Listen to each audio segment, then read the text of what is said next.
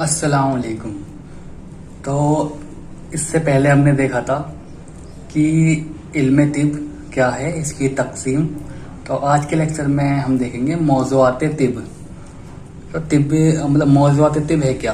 ठीक है, मौज़ूआत पहले हम वर्ड को समझते हैं। मौज़ूआत मौज़ूआत जमा है मौज़ूआ की, और मौज़ूआ कहते हैं सब्जेक्ट को। ठीक है, तो मौज़ूआत का मतलब क्या हुआ यहाँ पर, यहाँ होगा सब्जेक्ट। लिख देता हूँ, यानी कि तिब के जो मेडिसिन के सब्जेक्ट क्या है, तो ये होते क्या हैं कि ये वो मौज़ूआ हैं जो सेहत और मर्ज से ताल्लुक़ रखते हैं, जैसे कि असबाब, उम्र तबिया, तबीयत, अवारिज़ व अलामात। ठीक है, असबाब असबाब को हम यहीं पर देखेंगे। ठीक है, थोड़ा सा ये आपका बहुत बड़ा टॉपिक है, ये आपका सेकेंड ईयर में सही से मतलब ज़्यादा है। अभी थोड़ा सा देखना है आपको असबाब, बस जनरल असबाब। उम्र तबिया हम आगे पढ़ेंगे।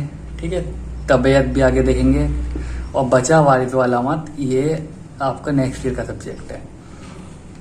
तो बात करते हैं असबाब की। ठीक है, असबाब है क्या पहली बार। ठीक है, असबाब जमा है सबब की। सबब, अब ये सबब क्या है, सबब कहते हैं कॉज को। ठीक है, किसी भी चीज़ का कॉज हो उसे कहते हैं सबब। ठीक है, अब इसकी डेफिनेशन क्या है कि इसकी वजह से बदन इंसान की हालत में कोई नई कैफियत पैदा हो जाए। ठीक है, किसी किसी चीज़ की वजह से मतलब बदन इंसान की हालत में कोई नई कैफियत। अब नई कैफियत से मतलब क्या है कि वो नई कैफियत जो है सेहत भी हो सकती है, मर्ज भी हो सकती है। ठीक है, जैसे कि यहाँ पर लिख रखा है कि सेहत और मर्ज दोनों के असबाब होते हैं, यानी कि अगर आप सेहतमंद हैं तो कोई ना कोई असबाब, किसी असबाब की वजह से आपको बीमारी लाहक हो जाए। ठीक है, बीमारी हो जाए आपको, जैसे कि अब आप कोई आपकी बॉडी में कोई बैक्टीरिया एंटर कर गया। ठीक है, जिसकी वजह से आपकी तबीयत खराब हो गई, तो वो बैक्टीरिया क्या हो गया, सबब हो गया किस चीज़ का, बीमारी का। इसी तरीके से सेहत का सबब होता है, आपकी तबीयत खराब है, आपने दवाई ली, अब उस दवाई की वजह से आप ठीक हो गए, तो वो क्या हुआ, सेहत का सबब हुआ। तो सेहत और मर्ज दोनों के असबाब होते हैं। ठीक है, असबाब क्या है कि ये जिसकी वजह से बदन इंसान की हालत में कोई नई कैफियत पैदा हो जाए। ठीक है, उसी को असबाब कहते हैं। अब असबाब चार तरीके के होते हैं, असबाब मादी, असबाब फ़ाइली, असबाब सूरी, असबाब तमामी, असबाब गाइया भी कहते हैं इसको। तो असबाब मादी क्या है, तो ये वो असिया हैं, असिया से की जमा है, असिया मतलब चीज़ें। ठीक है, ये वो चीज़ें हैं, यहाँ लिख देता हूँ, ये वो चीज़ें हैं जिनमें सेहत या मर्ज कायम होते हैं। ठीक है, ऐसी कौन सी चीज़ें हमारे जिस्म में जिसमें मतलब सेहत और मर्ज कायम होते हैं, तो आज़ा और अरवा, अखलात और अरकान। ठीक है, इनके एग्जाम्पल्स इंपॉर्टेंट है, याद रखने। असबाब मादी कौन से हैं, आज़ा, अरवा, अखलात और अरकान।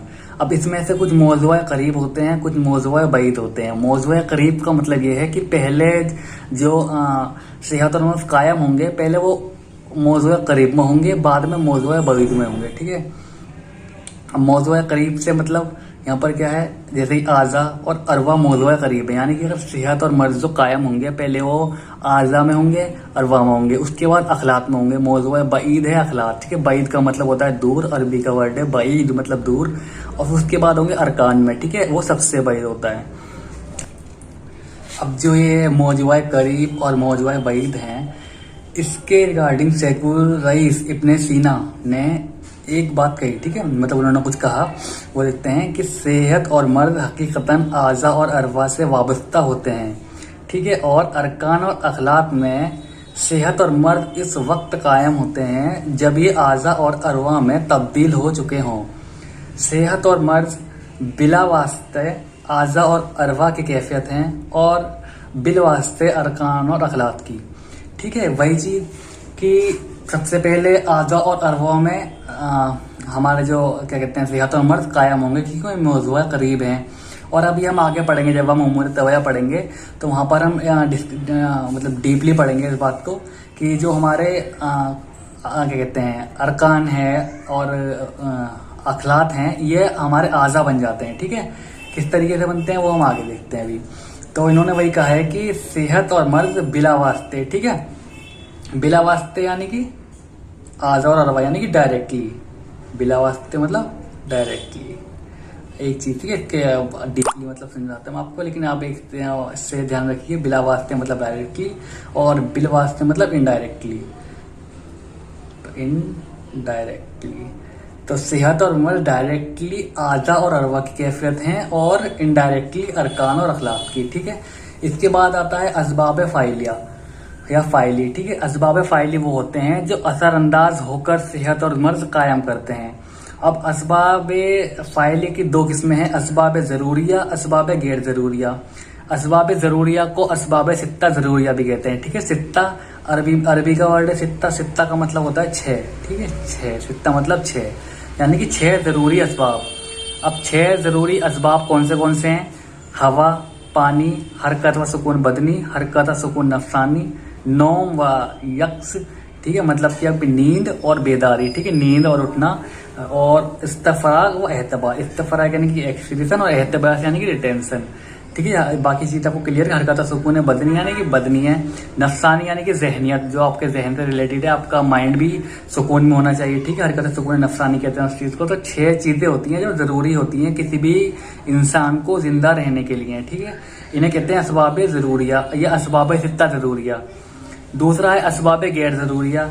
ये वो चीज़ें होती हैं जिनके बगैर इंसान जिंदा तो रह लेगा लेकिन इनका असर होता है, ठीक है, आम जिंदगी पर इनका असर होता है।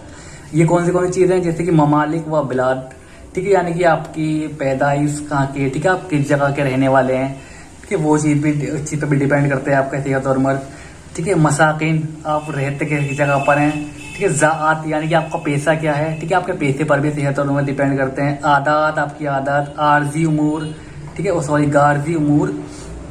गार्जी मतलब बेसिक चीज़ें, जैसे कि आपका मतलब रहन सहन, जो भी बेसिक चीज़ें होती हैं, ठीक है, इन्हें गार्जी उमूर कहते हैं। और उसके बाद बदन इंसान पर असर होने वाले कुछ आसिया, ठीक है, जैसे कि आपको मतलब कुछ भी ऐसी हो सकती हैं बाहरी आसिया, जैसे कि कोई दवाई हो, कोई अलग चीज़ हो, ठीक है, उनसे भी आपके सेहत और मर्ज कायम होते हैं। तो असबाब सूरिया, ठीक है, नेक्स्ट है तीसरा असबाब सूरिया। असबाब सूरिया क्या है? जब असबाब मादी असबाब फाइली पर असरअंदाज होते हैं तो इसके नतीजे में या तो सेहत होगी या मर्ज होगा, और ये सेहत और मर्ज मिजाज, कुवा और तरकीब की शक्ल में जाहिर होते हैं। अब देखो, असबाब मादी असबाब फाइली पर असरअंदाज होगी, ठीक है, अगर ये तबई हालत होगी तो सेहत होगी, और अगर गैर तबई होगी तो मर्ज होगा। तबई मतलब नॉर्मल और गैर तबई मतलब एबनॉर्मल, ठीक है, ये चीज़ तो क्लियर है। और ये किसकी शक्ल में होता है? मिजाज, कुवा और तरकीब, ठीक है। तो आपसे पूछ ले जाए कि असबाब सूरी के एग्जाम्पल क्या हैं, तो मिजाज, कुवा और तरकीब, और इसकी डेफिनेशन क्या है वो, ठीक है, वो आप ही बता दीजिएगा आराम से कि जब असबाब मादी असबाब फाइली पर असरअंदाज होते हैं तो इसके नतीजे में सेहत होती है या मर्ज होती है। अब वो सेहत और मर्ज कुवा, मिजाज और तरकीब की शक्ल में होती है, ठीक है।